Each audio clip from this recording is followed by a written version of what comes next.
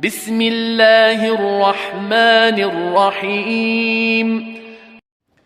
Al-lahnu fi tilawatil Qur'anil Karim.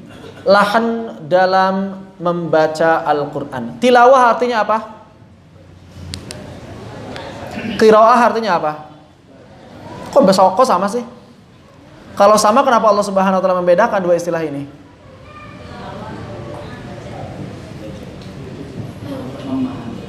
Al-qiraah, at-tilawah itu artinya adalah al-qiraah wat tadabbur wal amal. 3 maknanya. Al-qiraah wat tadabbur wal amal. Itu makna aslinya tilawah. Kenapa? Karena tilawah itu dari kata tala yatlu. Wal qamari idza, mungkin nggak bulan itu membacanya? Nggak mungkin. Maksudnya apa? Mengikutinya. Amal. Jadi tilawah yang sebenarnya itu ada bacaan, ada tadabur, pemahaman. Berarti sekali lagi tadabur ya. Nggak mungkin orang nggak bisa bahasa Arab bisa tadabur, nggak mungkin. Ada tadabur dan ada amal. Itu namanya tilawah. Kalau kita baru baca saja namanya qiraah. Dan konteks membaca Al-Quran, para ulama pasti nyebutnya tilawah. Kenapa? Karena memang aslinya Al-Quran itu dibaca untuk ditadaburi dan diamalkan. Jadi Al-Quran diturunkan itu untuk dibaca, ditadaburi, dan diamalkan. Begitu. Dibaca berarti kita belajar tajwidnya. Ditadaburi berarti kita belajar bahasa Arab dan tafsirnya. Diamalkan berarti kita belajar ilmu-ilmu yang praktisnya dari sisi fikihnya. Begitu. Itu namanya belajar Al-Quran yang sempurna. Tilawahnya sempurna berarti. Kalau baru baca doang, baru level 1. Level qiraah, SD. Masuk SMP levelnya sudah tadabbur. Masuk SMA levelnya sudah amal. Ini adalah level tertinggi. Ada level yang terpilih tinggi lagi? Ada. Apa itu? S1, dia dakwah. Ada yang lebih tinggi lagi? Ada. S2, apa dia? Jihad. Ada yang lebih tinggi dari jihad? Gak ada. Amalan tertinggi dalam Islam adalah jihadu fi sabilillah. Apa itu al-lahan?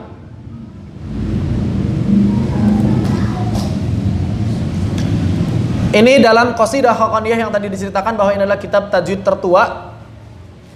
Al-Imam Al-Khaqani mengatakan fa'awwalu ilmi dzikri itqanu hifdhihi.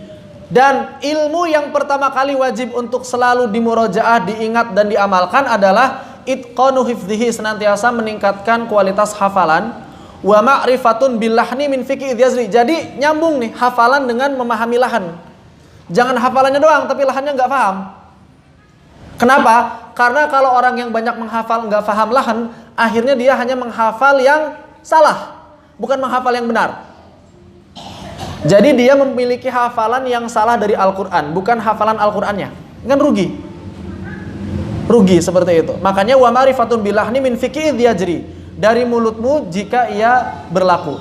Fakun arifan, maka jadilah orang yang arif bilahni kaimatu ziluhu, terhadap persoalan lahan agar engkau tidak terjatuh padanya. Begitu. Fama lilladzi la ya'riful lahna min udhri. Dan orang yang enggak mau tahu persoalan lahan enggak bisa dimaafkan. Yang enggak mau tahu ya. Jadi saya terjemahin di situ yang enggak mau tahu, bukan yang enggak tahu. Kalau yang enggak tahu tapi dia mau tahu, enggak. Yang enggak mau tahu maka enggak dimaafkan. Kenapa? Karena menuntut ilmu itu wajib. Sekarang kita harus tahu apa itu lahan. Lahan artinya adalah al-mailu wal inhiraf 'anis shawab. Menyimpang dari yang benar. Inhiraf, menyimpang. Lahan itu apa? Kekeliruan dalam baca Al-Quran, kekeliruan lisan. Jadi lahan itu adalah kekeliruan lisan. Fokusnya di lisan kalau lahan dalam baca Al-Quran. Entah itu lisannya jadi tidak fasih atau lisannya jadi mengubah lafaz. Ya, makannya lahan ada yang ubah makna, ada yang ubah makna. Tapi mau ngubah makna atau enggak ubah makna tetap harus dihindari. Jangan mentang-mentang ini ngubah makna saya hindari, ini enggak ngubah makna lah enggak apa-apa, enggak. Pokoknya mau yang ngubah makna, mau yang enggak ngubah makna, dia tetap mesti dihindari. Dari sisi terlihat atau tidaknya ada dua, lahan jali dan lahan khafi. Apa itu lahan jali? Lahan jali itu adalah lahan yang kelihatan oleh orang-orang yang bisa bahasa Arab. Sekali lagi, lahan jali adalah lahan yang kelihatan oleh setiap orang yang bisa bahasa Arab. Lahan yang terang, terangnya buat orang yang bisa bahasa Arab. Buat orang yang gak bisa bahasa Arab tetap gelap semuanya. Kenapa? Karena yang dimaksud lahan jali itu adalah lahan yang berkaitan dengan makna. Hukumnya bagaimana? Dilihat di sini. Kullun haramun ma khilafin fil khafi. Lahan jali itu haram. Tapi kalau lahan khafi, mayoritas ulama mengatakan tidak haram. Begitu. Di sini, ammal jali fa khata'un fil mabna. Jadi jali itu salah dalam struktur kalimat. Struktur kalimatnya salah lafaz itu jali. Khalabihi aw la yakhillul makna. Dan lahan jali bisa tidak mengubah makna juga, tapi tetap jali, tetap terlihat. Contoh, Bismillahirrahmanirrahim. Jali bukan? Jali. Kenapa? Ngubah harokat jelas sekali itu. Kelihatan. Ngubah makna enggak? Ya kalau dari sisi makna yang namanya nahwu bisa dalam tanda kutip bisa diakal-akalin. Tinggal diubah kan, yang asalnya dia adalah sifat jadi khobar. Jadi itu bisa dibaca dhamah katanya gitu kan. Namanya nahwu begitu. Tapi jali, kenapa jali? Karena dia mengubah harokat. Kelihatan jelas. Itu namanya jali. Boleh dibaca nggak berarti kan nggak ubah makna? Itu nanti kaitannya dengan rukun qiraah. Nanti dibahas di belakang insyaallah. Apa saja yang termasuk lahan jali? Lahan jali intinya cuma 3. Intinya cuma 3. Berkaitan dengan huruf, berkaitan dengan harokat. Yang ketiga ini masih pakai tanda bintang. Berkaitan dengan waqaf dan ibtida. Walaupun masalah waqaf dan ibtida ini jali, tapi saya kasih tanda bintang. Kenapa? Karena nggak ada kaitan dengan lidah. Waqaf ibtida itu bukan kesalahan lidah, tapi kesalahan pemahaman. Makanya saya kasih tanda bintang. Kenapa? Sebagian besar ulama menyebutkan yang namanya lahan jali itu berkaitan dengan huruf dan harokat saja. Waqaf ibtida mah nggak mesti dimasukin lahan jali, dia beda lagi, beda urusan, maksudnya begitu. Walaupun sama-sama jelas, sama-sama bisa mengubah makna, tapi nggak diistilahkan lahan. Jadi kalau ada orang salah waqaf, salah ibtida, istilahnya bukan lahan. Istilahnya apa? Ya salah aja pokoknya, nggak disebut lahan. Begitu, karena lahan itu berkaitan dengan kekeliruan lidah. Contohnya apa berkaitan dengan huruf? Contohnya nambah huruf, ngurangin huruf, ngubah huruf, itu berkaitan dengan huruf. Mengubah huruf, menambah atau mengurangi huruf. Contoh, alhamdu dibaca alhamdu. Nambah huruf bagaimana? Nambah huruf, matoro dibaca matoro. Itu nambah huruf. Mator hujan, matoro bandara. Jadi kalau misalkan ada orang baca wa amtorna alaihim matoro, dan kami telah turunkan pada mereka bandara dari langit. Luar biasa Allah nurunin bandara sebesar apa gitu ya. Bruk gitu, nggak kebayang. Makanya orang Arab tahu, ngapain Allah nurunin bandara? Orang yang ngerti bahasa Arab. Yang nggak ngerti bahasa Arab, ya diam aja, nggak ngerti soalnya dia. Begitu. Ya kan? Yang nggak ngerti bahasa Arab dikiranya wah, benar aja. Dikiranya benar aja. Karena ada sebagian orang itu biasanya untuk manjang-manjangin buat menyesuaikan lagam. Ya, ada yang begitu ya. Jadi menambahkan huruf atau mengurangi huruf buat menyesuaikan lagam. Harusnya panjang karena memang di belakang harusnya al-alamin. Karena di belakang al-alamin. Itu ngurangin huruf. Ngurangin apa berarti? Iya, itu lahan jali, jelas. Ngubah makna enggak? Ngubah makna. Seperti itu. Misal ada orang yang baca Maliki yaumiddin, lahan jali bukan? Dari sisi riwayat Hafs, lahan jali. Ngubah makna enggak? Ngubah makna. Siapa bilang enggak ngubah makna? Siapa yang bilang enggak ngubah makna? Malik dengan Malik itu beda maknanya. Malik orang yang memiliki atau sesuatu yang memiliki. Pemilik. Pemilik. Siapa yang punya tas ini? Man Malik. Siapa yang punya? Begitu. Tapi kalau malik artinya raja. Beda pemilik sama raja. Lebih mulia mana konteksnya kalau kita lihat makna? Raja ya. Pemilik bisa siapa aja. Konteksnya kalau dilihat dari makna lebih mulia raja. Ini kalau lihat konteks makna. Tapi kalau lihat konteks pahala, lebih banyak mana hurufnya? Malik dapat 30. Mim, lam, kaf. 30 kan? Kalau baca Malik dapat berapa? 40. Jadi lebih mending Malik atau Malik? Tergantung dilihat dari mana. Kalau dari sisi makna, lebih mulia, kesannya lebih agung. Malik, raja, lebih agung kesannya. Konotasinya lebih agung. Tapi kalau kita pengen ngejar pahala, Malik bacanya. Makanya kita baca sesuai riwayat saja. Begitu ya, sesuai riwayat saja. Dan ini ngubah makna. Tidak, siapa yang bilang tidak mau makna? Ini ngubah makna. Makanya kalau kita belum belajar qiraat, jangan main-main dengan harokat, jangan main-main dengan nambah ngurangin huruf. Jangan main-main. Ya, nambah huruf, ngubah huruf, misalnya musaitirun. Wah, musaitir kan boleh baca sin jadi musaitir, sudahlah. Musaitirun jadi sin juga, musaitirun. Nggak bisa. Lahan. Seperti itu. Dari sisi riwayat Imam Hafs dia lahan jali karena ngubah huruf shad menjadi sin. Ihdinas siratal mustaqim kita baca pakai sin. Ihdinas siratal mustaqim. Dari si riwayat Imam Hafs dia ngubah makna. Bukan ngubah makna, ngubah huruf. Walaupun secara makna nggak mengubah kalau sirat, ya. Ini berkaitan dengan huruf. Maka hati-hati. Khuliqat, idza zulzilatil ardu zilzalaha. Orang yang baru belajar jadi jim semua gitu ya. Ijazul zilatil ardu jiljalaha gitu ya. Semuanya jadi jim. Ngubah makna jelas. Itu ngubah makna. Kaitannya dengan lahan jali itu nanti ketika sholat, begitu. Yang harokat bagaimana? Apakah ngubah makna? Sama, yang harokat bisa ngubah makna juga. Sebagai contoh misalnya dalam surat At-Taubah, Annallaha bari'um minal musyrikina wa rasuluh, pakai dhammah. Kalau pakai dhammah, Allah dan Rasulnya subjek. Allah dan Rasul membenci orang-orang musyrik, memusuhi, memerangi orang-orang musyrik. Tapi kalau kita baca rasulih, Annallaha bari'um minal musyrikina wa rasulih, maka artinya Allah membenci orang musyrik dan Allah membenci Rasul. Gak mungkin Allah benci sama Rasul. Karena alasan inilah Abul Aswad Ad-Du'ali awalnya diperintahkan oleh khalifah.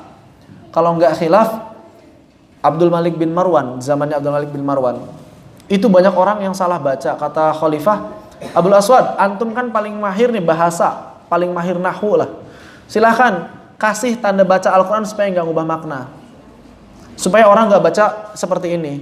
Kata Abdul Aswad Ad-Du'ali, saya nggak akan melakukan sesuatu yang tidak dilakukan oleh Rasulullah dan para sahabat. Nggak mau. Berat, nggak mau berat. Nulis dalam Al-Quran, menambahkan dalam Al-Quran itu berat, nggak mau.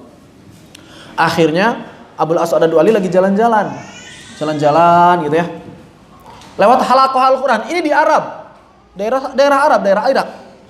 Lagi lewat halaqah lagi lewat orang halaqah Al-Quran, dengar Annallaha bari'un minal musyrikin wa rasulih. Terperanjat Abul Aswad. Ini di Arab.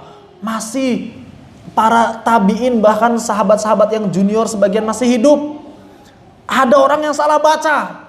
Apalagi orang yang jauh tempatnya di sana. Apalagi beberapa tahun ke depan. Langsung dari situ dia datang ke Abdul Malik. Saya siap terima untuk nulis atau untuk memberi tanda. Tapi ada syaratnya. Apa syaratnya?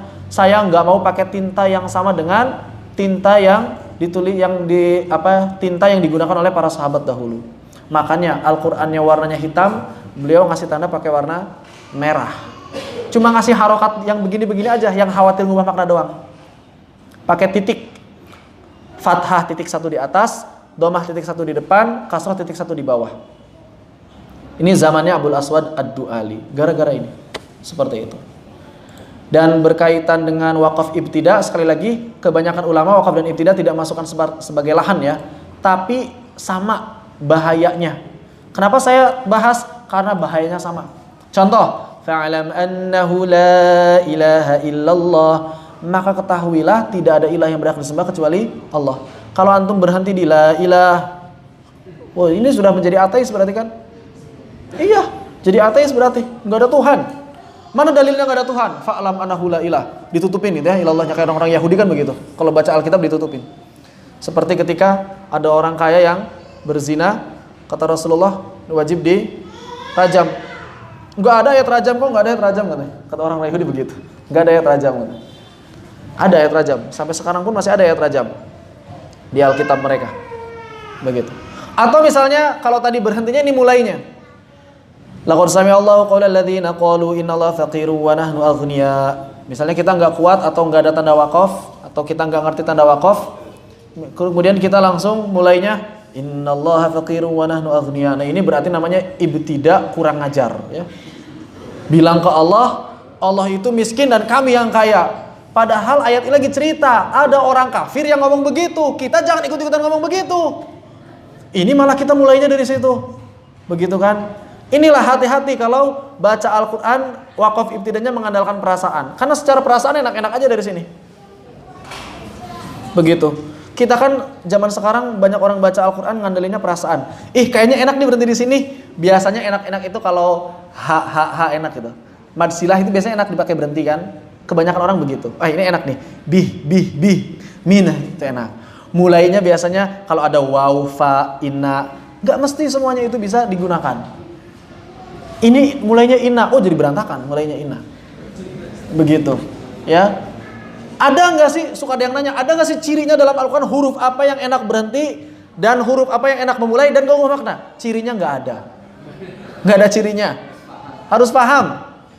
Karena susunan kalimatnya bisa beda-beda tiap ayat. Begitu. Makanya hati-hati. Pokoknya hati-hati sekali. Oleh karena itu saya simpan di sini sebagai bahan tambahan. Bagaimana hukumnya kalau ada orang terjatuh pada lahan jali? Lahan jali yang dia mengubah makna, lahan jali yang mengubah makna dia haram. Lahan jali yang mengubah makna dia haram. Dia haram. Lalu bagaimana dengan orang awam? Seminimal-minimalnya seorang muslim belajar Al-Quran adalah belajar Al-Fatihah tanpa mengubah makna. Itu seminimal-minimalnya. Belajar Al-Fatihah tanpa mengubah makna. Pekan depan kita insya Allah libur dulu ya. Sudah ada agenda soalnya.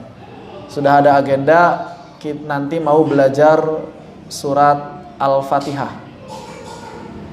Pekan depan atau pekan depannya lagi? Tanggal 18-19. Pekan depannya lagi. Pekan depan pas ini ya. Karena nanti ada daurah. Daurahnya tentang apa? Daurahnya tentang surat Al-Fatihah. Tahsin surat Al-Fatihah. Dan yang bagus itu bisa mendapatkan ijazah sanad dengan sanad yang bersambung sampai Rasul. Kalau mau ikutan silakan daftar. Tempatnya di Parung, di Bogor. Nginep 1 ahad. Jadi dia bakal diintensifkan latihan surat Al-Fatihah saja fokusnya. Apa-apa saja kesalahan-kesalahan dalam surat Al-Fatihah di setiap hurufnya.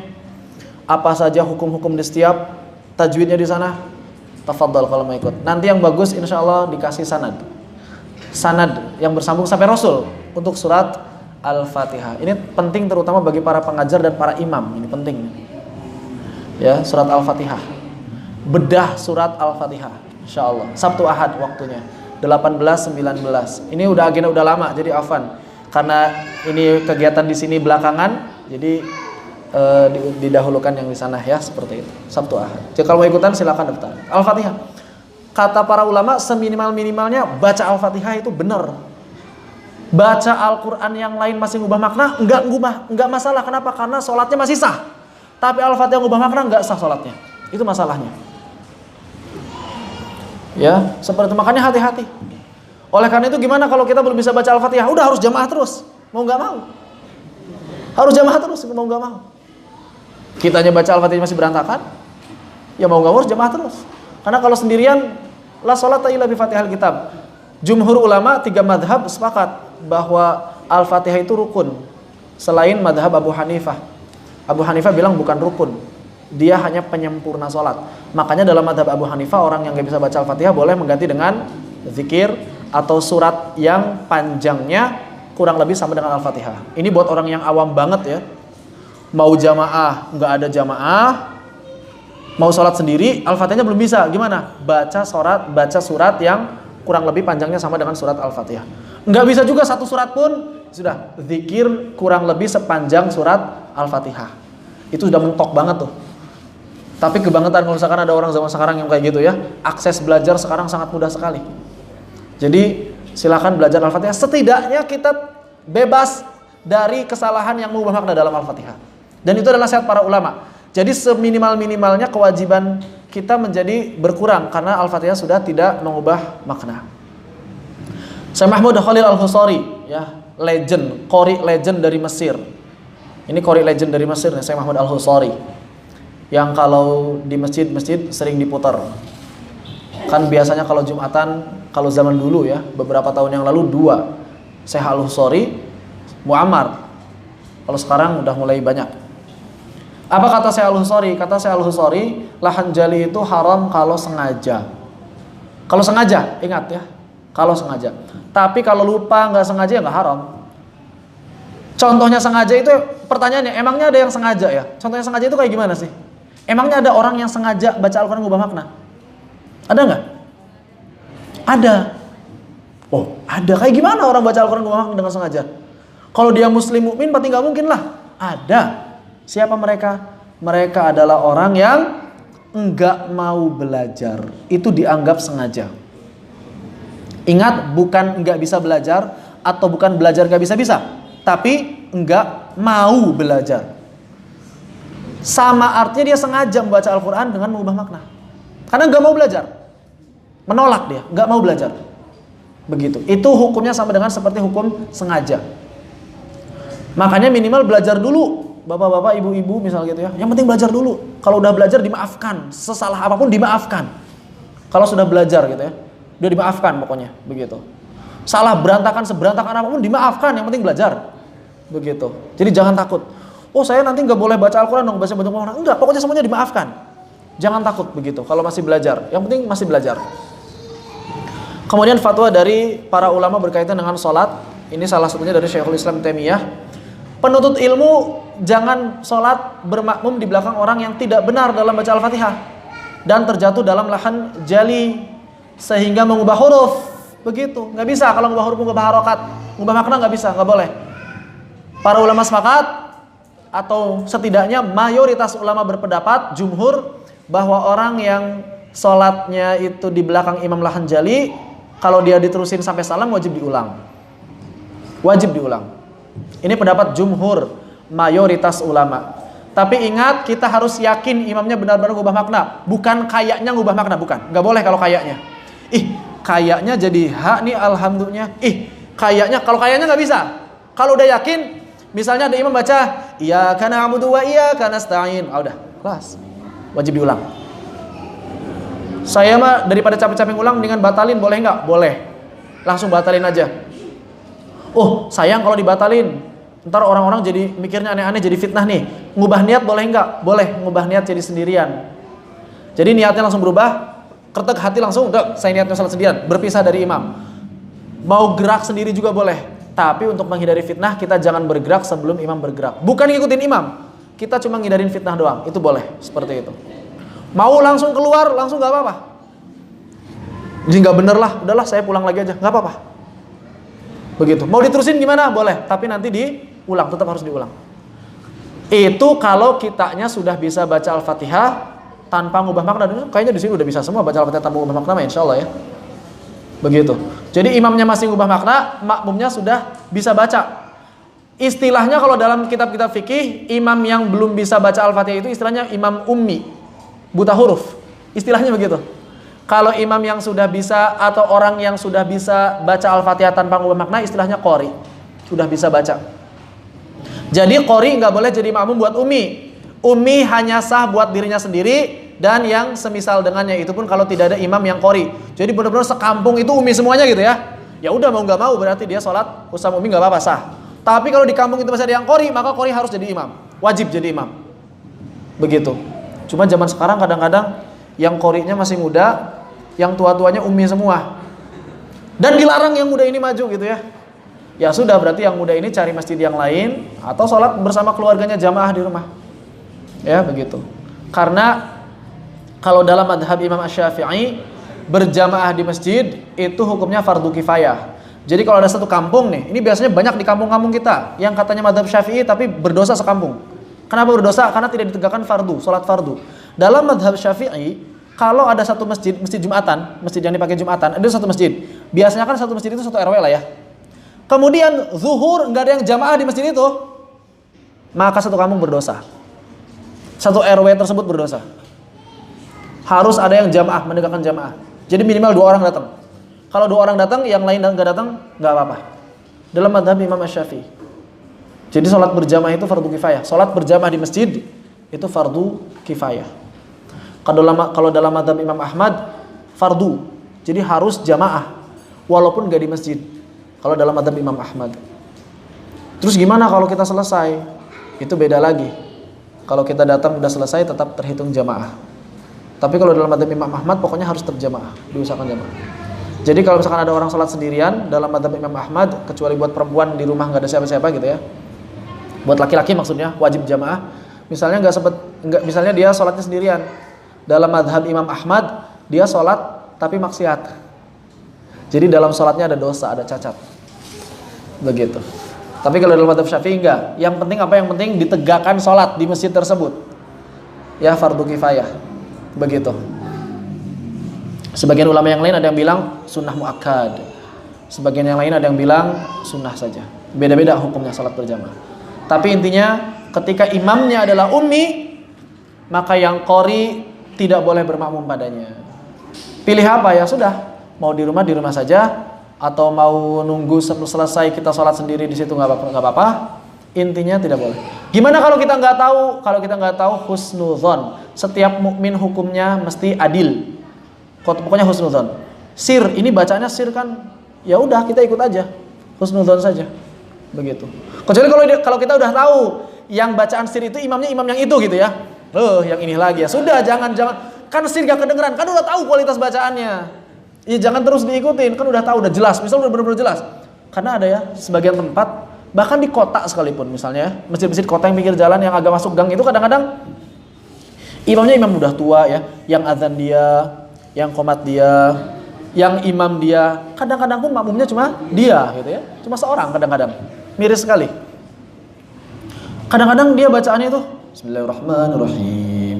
Alhamdulillahirabbil alamin. Arrahmanirrahim. Maliki yaumiddin. Udah kalau begitu sudahlah. Udah, mau diapain lagi? Enggak sah salatnya percuma. Jadi pulang. Kalau mau diterusin silakan, untuk menghargai, menghormati silakan. Nah, tapi nanti wajib diulang. Wajib diulangnya. Kenapa? Karena yang tadi belum dinilai salat. Begitu, belum dinilai sholat ya. Menurut siapa? Menurut mayoritas ulama.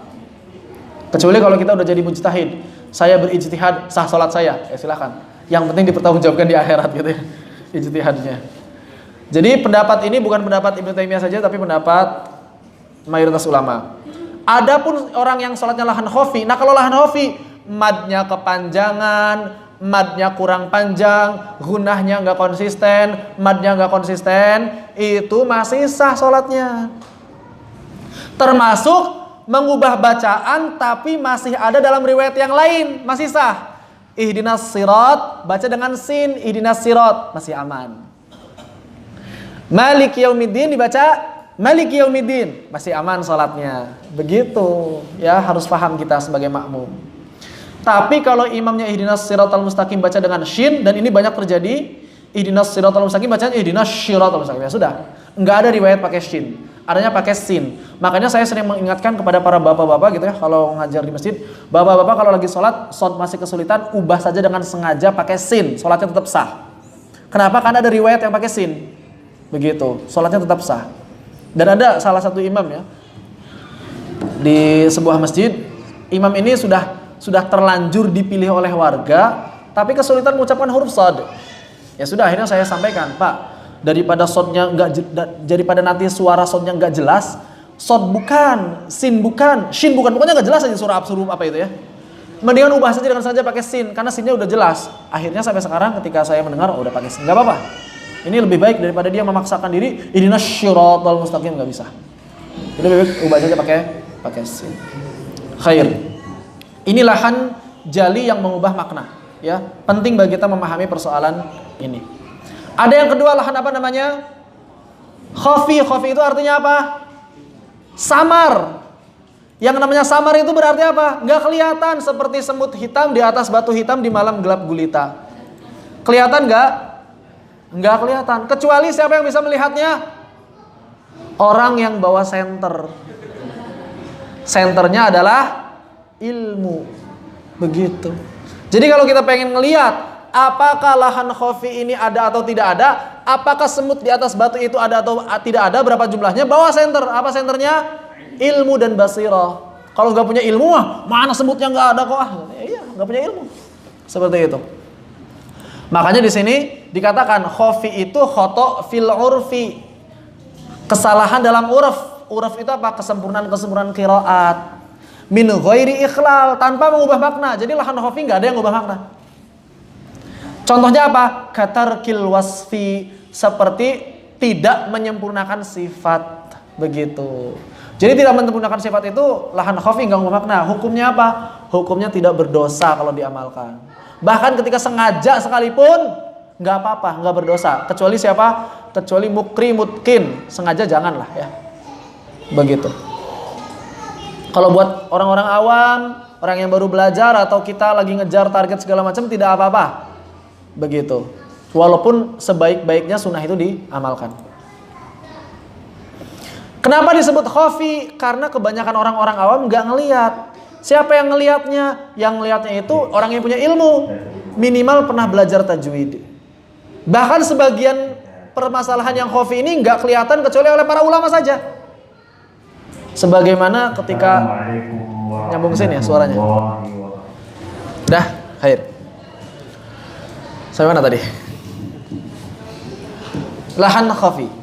Jadi hanya diketahui oleh seorang ulama saja sebagiannya, begitu. Lahan khafi ini sebagian permasalahannya hanya bisa diketahui oleh sebagian ulama saja. Seperti ini pengalaman pribadi, banyak sekali pengajar tajwid ya, yang pengajar tahsin yang pede ketika ada Syekh Abdul Karim datang. Syekh Abdul Karim datang ke Bandung, banyak yang pengen daftar jadi muridnya. Dan rata-rata pede, jumawa les sedikit lah ya. Oh, saya ngajar tahsin udah 10 tahun, 20 tahun, masa gak keterima jadi murid Syekh gitu kan. Berbondong-bondonglah orang yang daftar, ratusan orang yang daftar supaya diterima jadi murid talaki beliau. Untuk apa? Untuk belajar tajwid, untuk belajar tahsin. Ternyata gitu ya, yang diterima hanya kurang dari 20 orang saja. Itu pun kata Syekh, ya yang ini masih bisa diperbaiki lah, nggak masalah. Jadi yang diterima itu bukan yang sudah bagus, yang memang yang menurut Syekh ini ketika belajar dengan beliau bisa mengikuti. Jadi udah mulai bagus tapi belum sempurna kalau kata Syekh. Dan ketika mulai halakohnya subhanallah gitu ya, koreksinya luar biasa. Kalau yang bisa bahasa Arab, kalau yang nggak bisa bahasa Arab, tenang-tenang aja. Ya, nggak nyelekit di hati dan nggak bisa bahasa Arab. Tapi yang bisa bahasa Arab ya Allah gitu ya, jadi pelecut semangat itu luar biasa itu ya. Jadi pelecut semangatnya luar biasa. Ternyata begitu banyak secara praktek, secara teori oke, udah bagus. Ketika ditanya bisa, tapi ternyata begitu banyak permasalahan yang secara praktek menurut kita ini dulu itu sudah paling sempurna gitu ya. Udah panghebatnya lah ya. Ternyata di hadapan Syekh itu keliru. Akhirnya mulai dari nol lagi diubah lagi bacaannya. Ada yang orang yang suaranya enak sekali gitu. Tapi Syekh bilang, antum kalau suaranya masih kayak gini terus mau hafal 30 juz bisa bolak-balik gak akan saya kasih ijazah. Kenapa alasannya? Suara antum dari hidung. Baru tahu ternyata baca Al-Quran gak boleh suaranya mengalir dari rongga hidung. Di situ baru tahu. Lahan khafi sekali berarti ini. Masalah dialek. Baca itu dengan dialek Arab. Fathah itu bukan A. Itu juga baru tahu ketika berhadapan dengan orang Arab asli. Ternyata Fathah itu bukan A seperti bahasa Indonesia. Begitu. Luar biasa. Banyak sekali ilmu yang didapatkan ketika bertemu dengan mukrinya langsung gitu ya. Subhanallah. Itu pelajarannya banyak sekali yang didapatkan. Apa saja contohnya? Contohnya langsung saja, ini beberapa contoh nih. Beberapa contoh lahan khafi ya.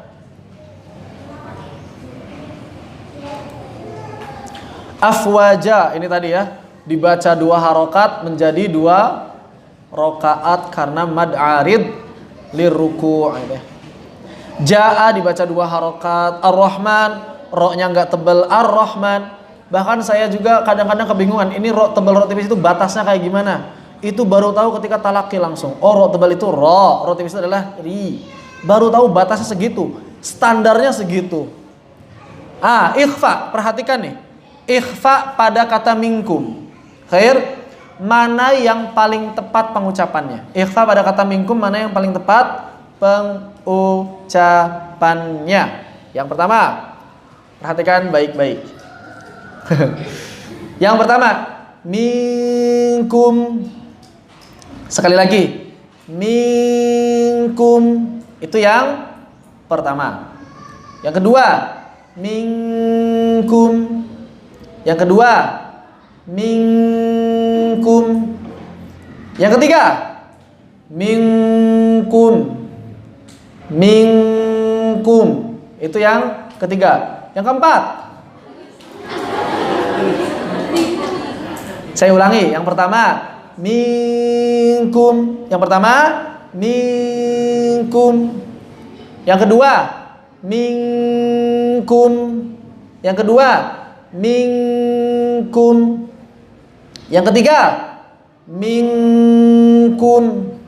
Yang ketiga, minkum. Yang keempat, minkum. Yang keempat, minkum. Mana yang paling tepat? Tuh kan ikhtilaf kan? 1, 2, 3, 4 ada semua ini kayaknya. Coba. Kenapa Ustaz? Kenapa yang ketiga? Karena Pak sendiri kalau dari yang dengarkan itu benar-benar menyamarkan ruknnya dan memasukkan ke dalam al-khusyuk. Sempurna memasukkan al-khusyuk. Kalau yang pertama masih ada suara mulut. Mulut walaupun sudah al-khusyuk. Kalau yang kedua, khusyuk. Kalau pernah kami belajar itu juga kurang disempurnakan. Kalau yang keempat itu malah istifalnya hilang. Khair. Ini Ustadz bilang yang ketiga. Ada lagi yang beda? Ustadz yang kedua, kenapa alasannya Ustadz? Yang salahnya kenapa? Pertama, tadi yang jawab kedua, siapa yang jawab kedua? Saya minta alasan kenapa 1, 3, dan 4-nya disalahkan. Mana yang ngomongnya sih? Mana yang ngomongnya sih? Oh, nggak kelihatan. Silakan Ustaz. Saya bingung kirain di depan atau di belakang. Pantesan suaranya kecil.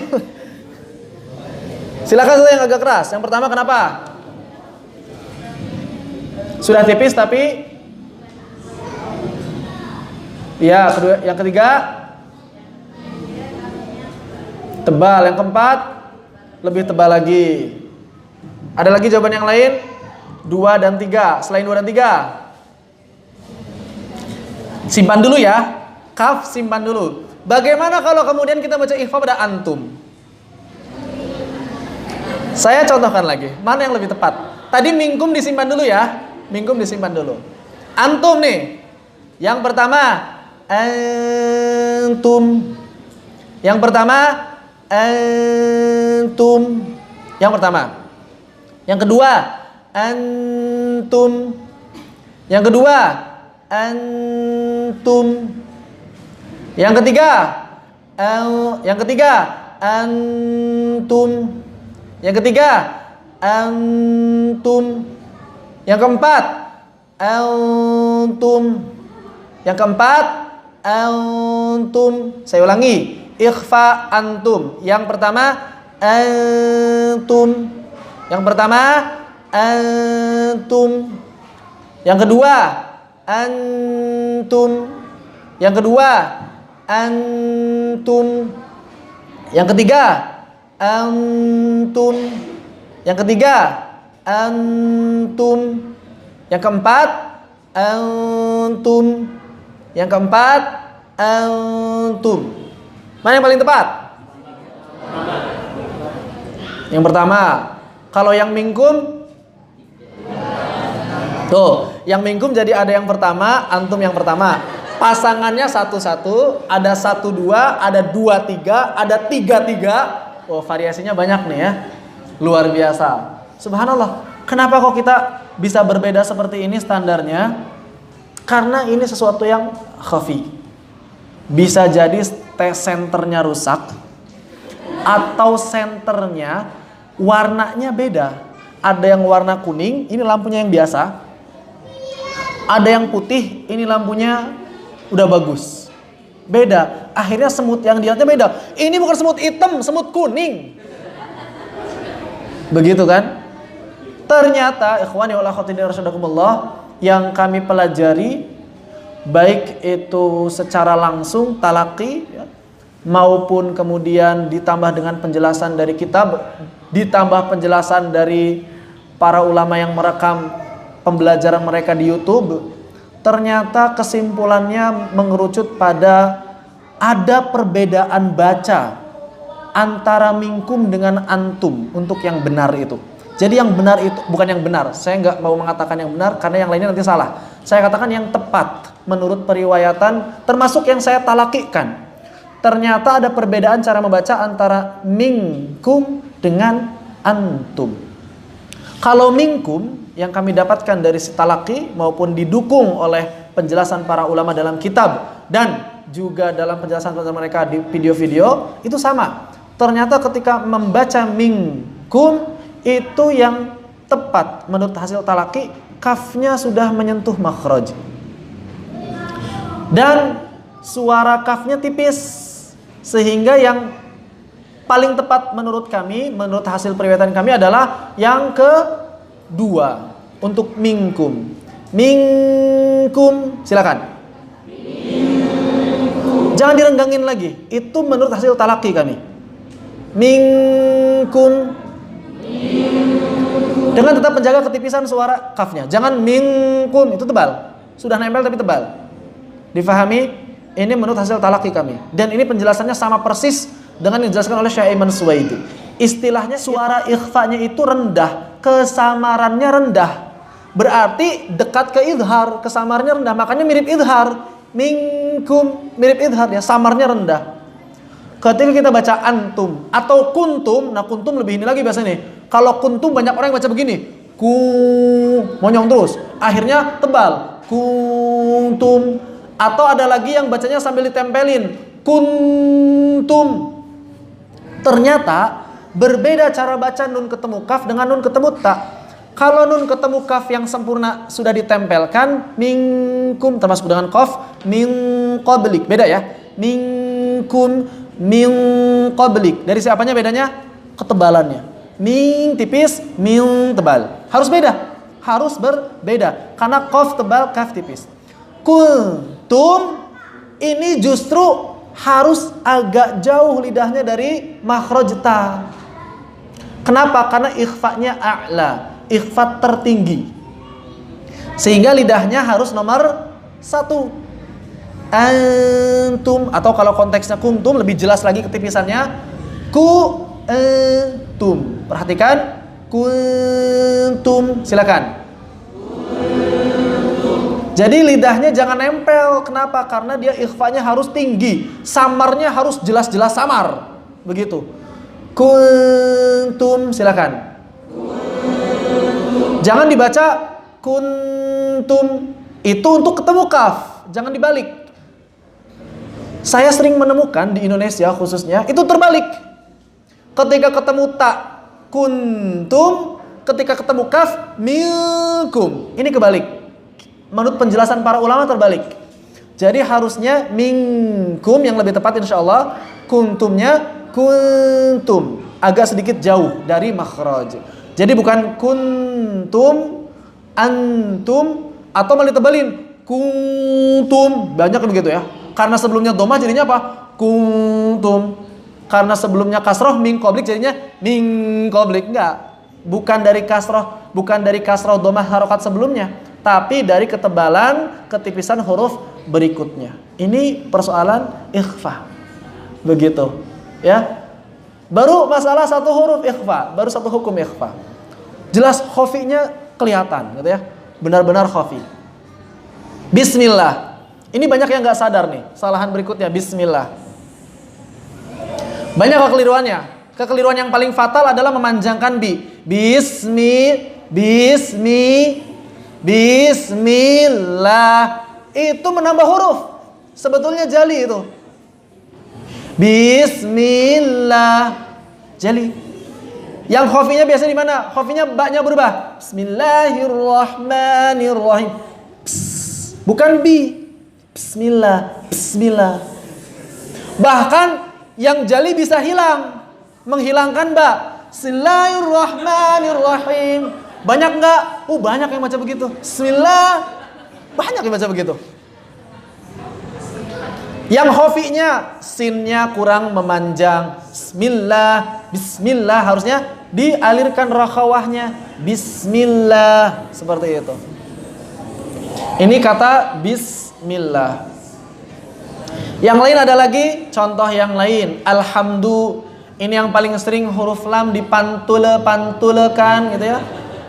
Alhamdulillahi rabbil alamin. Ini sering sekali saya menemukannya jadi imam.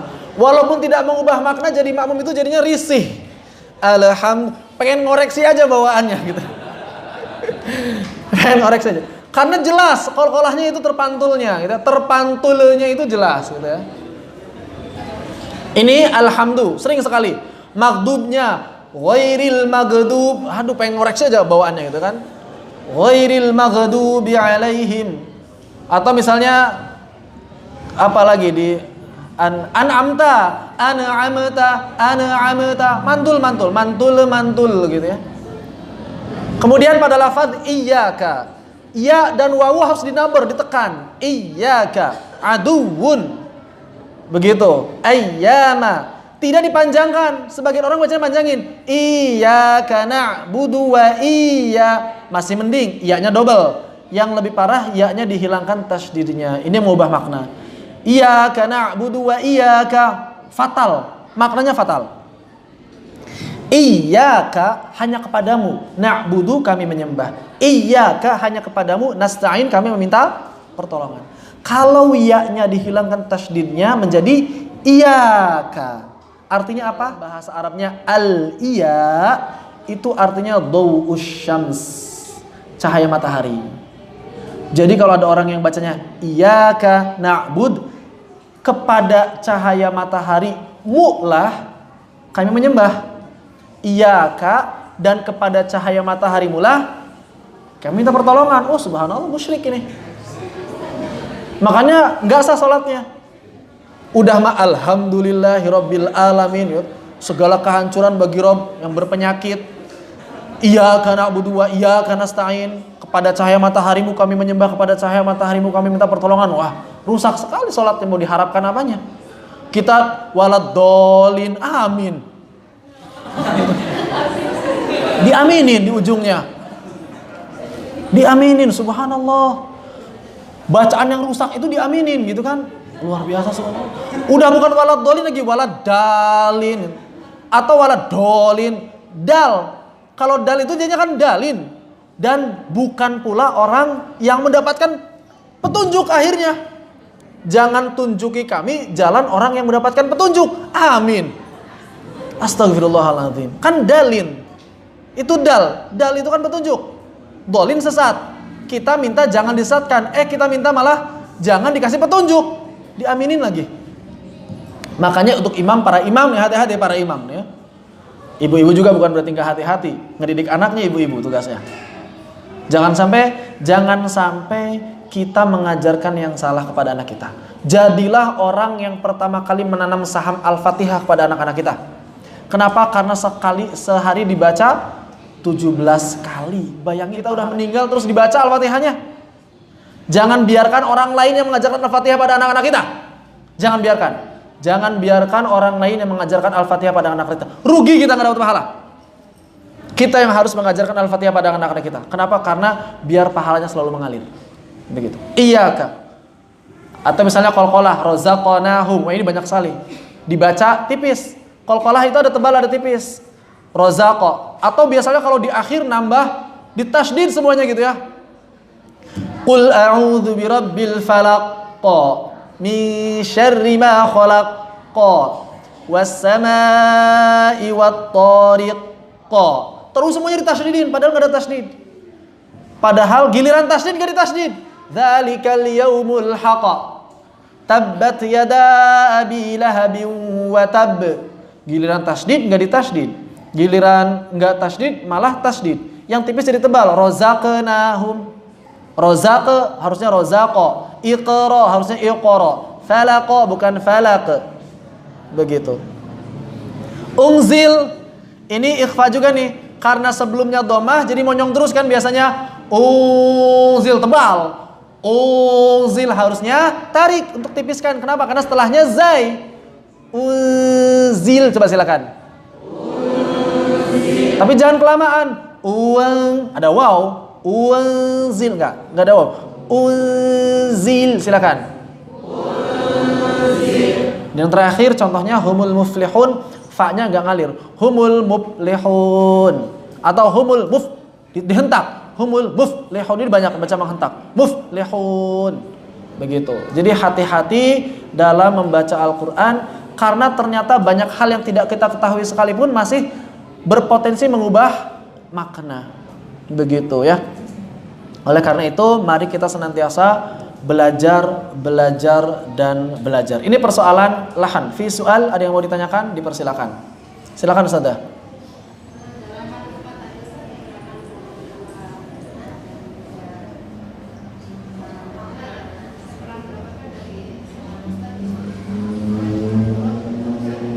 Ya, gimana nih? Kok ini tadi ada ikhfa a'la, ikhfa adna sih? Kayaknya dulu waktu belajar adanya akrob ausat sama abad. Itu sama sebetulnya. Dari sisi makhrajnya, ikhfa ada yang akrob, to dal ta, ada yang abad, qaf dan kaf, ada yang ausat, sisanya. Dari sisi suaranya, ikhfanya ada yang tinggi. Kapan ikhfanya a'la? Saat ketemu akrob. Kapan ikhfanya adna? Saat ketemu ab'ad. Terus yang pertengahan gimana? Ya pertengahan juga suaranya. Begitu. Cuma kadang-kadang sebagian buku kurang menambahkan penjelasan suara. Cuma dari si makhrajnya aja. Ikhfa ada yang dekat, ada yang jauh, ada yang tengah. Terus efek dari bacaan itunya apa? Nggak dijelasin kadang-kadang. Gitu ya. Cuma dijelasin aja ada yang dekat, ada yang tengah, ada yang jauh. Terus gimana? Ya gitu aja pokoknya. Padahal tidak seperti itu. Ada efek cara membaca yang berbeda. Apa cara bacanya? Ikhfa untuk yang akrob harus sangat samar. Ikhfa untuk yang ab'ad itu sudah hampir izhar. Begitu, ya. Makanya bacanya minkum min qablik. Seperti itu, wallahu a'lam. Silakan Ustazah. Makhraj. Waqaf. Silakan.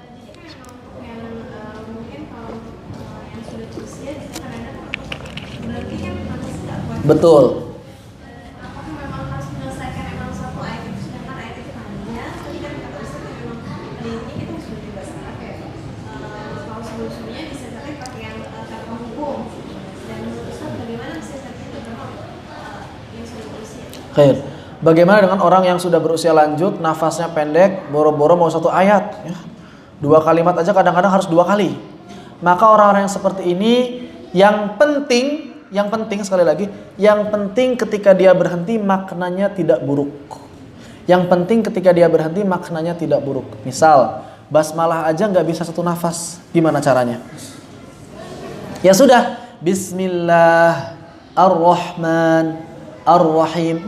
Maknanya nggak buruk walaupun dia berhenti di sana. Walaupun secara struktur kata nggak sempurna dia. Mau gimana lagi? Karena memang nafasnya terbatas. Jangan berhenti di Bismi Allahi, nggak bisa, ya. Atau misalnya Alhamdulillah Rabbil Alamin. Jangan berhenti di Alhamdulillahi Rabb Al-Alamin. Jangan begitu. Atau misalnya Iyyaka na'budu. Jangan berhenti di Iyyaka na'budu. Nah itu nggak bisa. Harus Iyyaka na'budu wa Iyyaka nasta'in. Gimana begitu kan putus-putus baca seperti itu? Maka ini adalah keringanan buat orang-orang yang memang sudah terbatas kemampuannya. Begitu ya. Berarti pengajarnya yang harus ngasih tahu, harus bisa bahasa Arab. Ibu nanti kalau nggak kuat di sini pas lagi talaki, pas lagi tahsin, baca An-Nas, ibu kalau nggak kuat berinya di sini. Nanti langsung aja nggak apa-apa lanjut Bu kalau di rumah. Qul a'udzu birabbin nas, malikin nas, ilahin nas, min syarri Wah nggak kuat. Min syarril waswasil khannas. Nggak apa-apa, nggak kuat. Begitu, namanya nggak kuat, tidak apa-apa. Jadi yang ngajarnya berarti harus ngasih tahu. Nanti ibu kalau nggak kuat di sini jangan berhenti di sini karena nanti maknanya bisa berubah. Begitu, ya. Wallahu a'lam. Karena memang insya Allah kalau udah usia 60 tahun ke atas itu sudah diudzur. Ya, udah diudzur. Udah mendapatkan keringanan. Karena usianya sudah usia bonus. Iya, beneran usia bonus. Jadi dengan datangnya saja itu nilainya sudah besar. Dengan datang ke majelisnya saja udah nilainya udah besar. Makanya sering dipuji. Cuma 2 ya kalau buat ibu-ibu yang ngajar udah sepuh-sepuh cuma 2, sabar, sering memuji. Kitanya sabar, bagus, alhamdulillah, luar biasa. Kita aja nggak apa-apa. Harus sering begitu.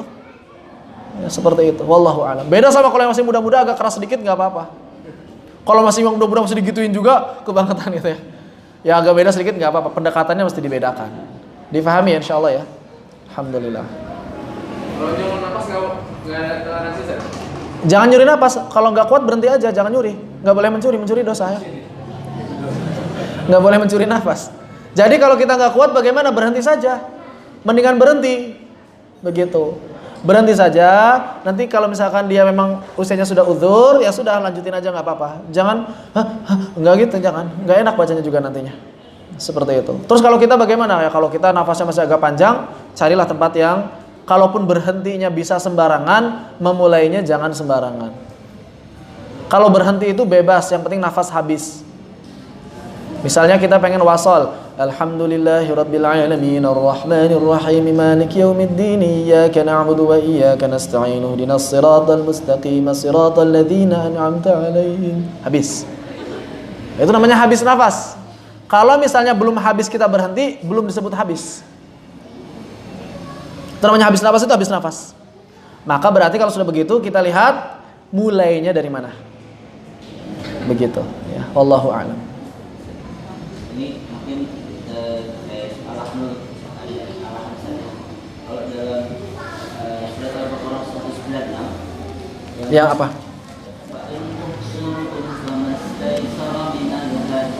Bisa kita jawabkan itu. Kalau pernah yang kami pelajari itu minal hadi.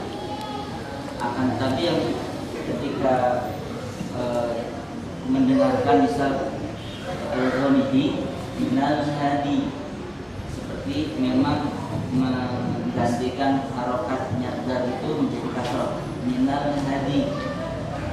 Ini maksudnya menurut Ustaz apakah benar atau mungkin ada dua pendapat gitu ya? Wallahu alam. Tapi kalau yang kami dapatkan dibaca sebagaimana ketika hidup. Hadiyi, ya udah baca hidupnya bagaimana? Hadiyi, tinggal ya-nya berubah menjadi sukun. Ya sukun kayak gimana? Ya sudah, berarti qalqalah kandalnya hade tambah ai hadi. Begitu. Karena memang tidak ada perubahan hukum di sana, tidak ada hukum. Hukumnya apa? Idhar. Dalnya idhar, iya-nya idhar. Mungkin bisa jadi kalau saya sih kalau mendengar murattal ya, kok ini agak beda, saya husnudzon. Husnudzonnya apa? Husnudzonnya memang ya karena rekaman, karena apa, wallahu a'lam bishawab. Jadi enggak, makanya kalau belajar dari murattal enggak bisa. Bahkan begini, ketika misalnya ada kita belajar sama Syekh Rasid misal gitu ya. Qadarullah ditakdirkan belajar sama Syekh Rasid. Biayanya mahal banget ya. Belajar sama Syekh Rasid, talaki sama beliau. Apa yang beliau ajarkan itu berbeda dengan rekaman.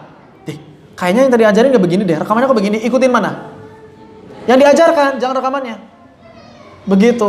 Dan gak perlu mencela rekamannya. Atau gak perlu mencela Syekh, atau beda rekamannya Syekh, sambil diajarkan. Gak perlu begitu. Kita husnudzon saja. Ya mungkin lagi lupa, atau mungkin terlewat, atau mungkin apa, pokoknya husnudzon. Begitu ya, seperti itu. Jadi jangan sampai kita fokusnya sama rekamannya. Rekamannya begini kok, yang diajarin begitu. Jangan begitu, ya sudah. Berarti kan yang namanya rekaman itu kan ya bisa salah gitu ya. Pokoknya ikut yang diajarkannya apa. Begitu. Seperti itu, wallah.